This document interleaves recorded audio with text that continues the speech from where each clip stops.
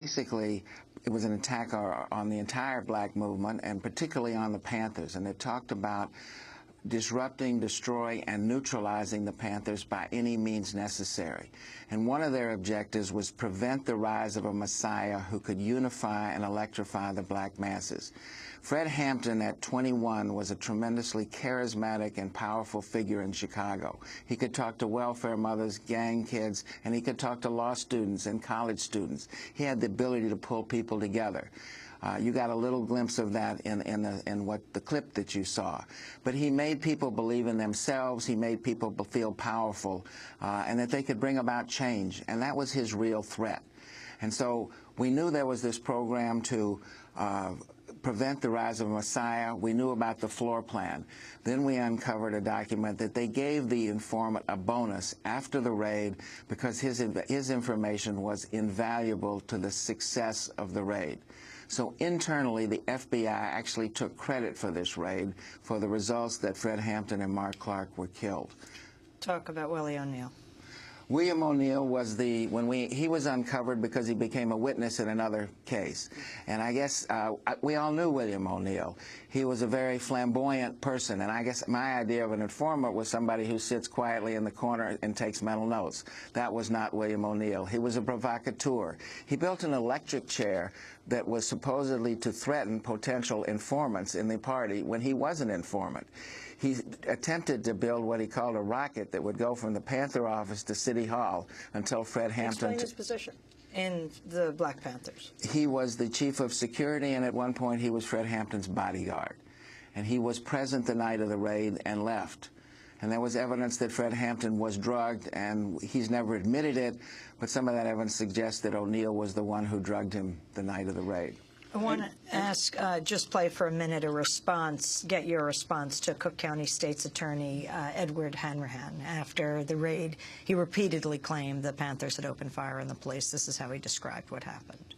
The immediate, violent, criminal reaction of the occupants in shooting at announced police officers emphasizes the extreme viciousness of the Black Panther Party.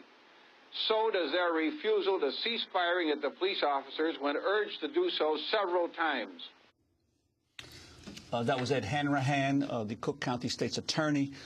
Your response to him, and also what happened to Hanrahan as you sought to pursue the truth of the murder of Fred Hampton?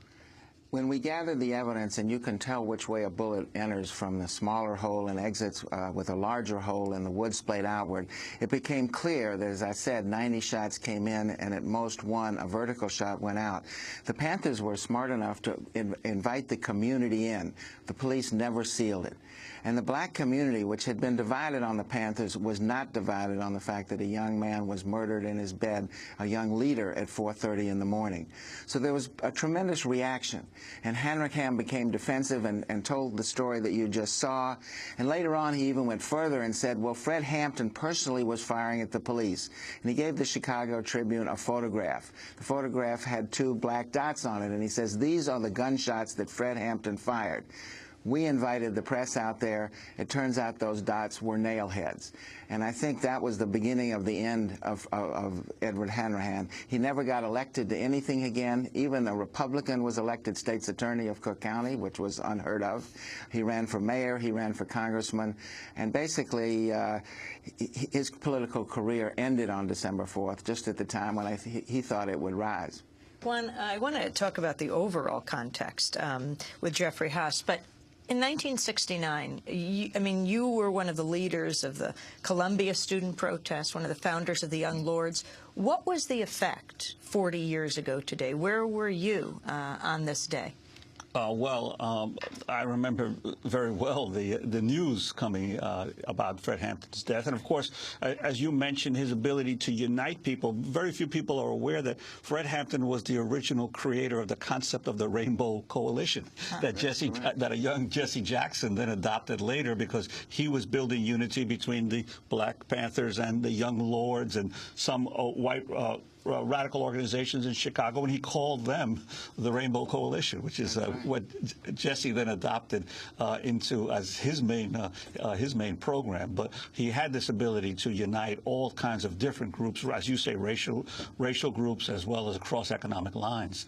And in terms of the legacy of Hampton, obviously Bobby Rush, who later became a congressman in Chicago, still is a congressman. What has been in Chicago the way that the political establishment has dealt with the reality of this assassination and of the historical impact of Fred Hampton? Well, I think for one thing it marked the independence of the black political leaders in Chicago, who had up until then had been pretty much lackeys of the mayor and the Democratic machine.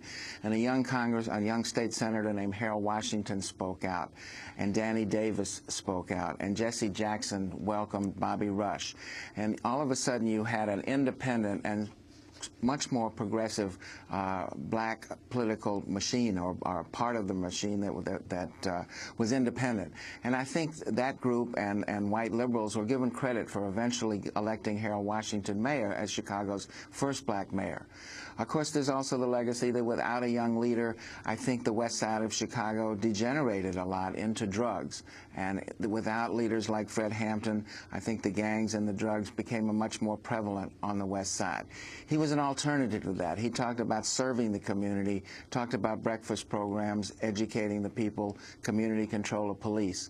So I think that's unfortunately another legacy of Fred's murder. And Jeff Haas, you talk in the book also about how you, a white radical raised in the South, ended up in Chicago that day as part of the People's Law Clinic there, working with the Panthers. Could you talk about your own trajectory and how you got involved in this story? Well, I grew up in the South. I came from a progressive family, but also it was a segregated South, and I think being a white person there, we all accommodated ourselves in some way to segregation. I think it made cowards of us all. When I got to Chicago, I was influenced by what was going on nationally. Chicago was sort of the hub of all this political activity. You had the Democratic Convention there. Dr. King had marched there. You had the conspiracy trial starting. You had the National Office of SDS. All the forces were converging, and I was very much moved by the Black Power movement, the Civil Rights movement.